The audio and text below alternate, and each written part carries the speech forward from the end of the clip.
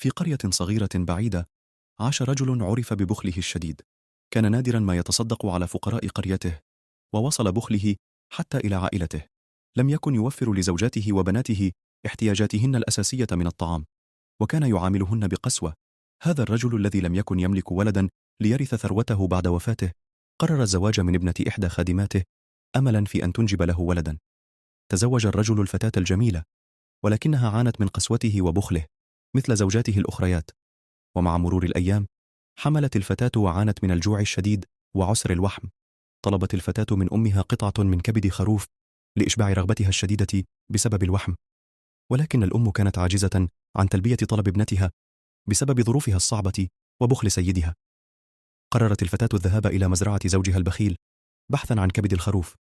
هناك توسلت إلى الراعي الذي شفق على حالها وقرر مساعدتها على الرغم من خوفه. اكتشفت الزوجة الأولى غياب الفتاة وأرسلت خادمة لتراقبها. عندما علم الزوج بما حدث غضب بشدة وقرر الانتقام من زوجته بطريقة قاسية.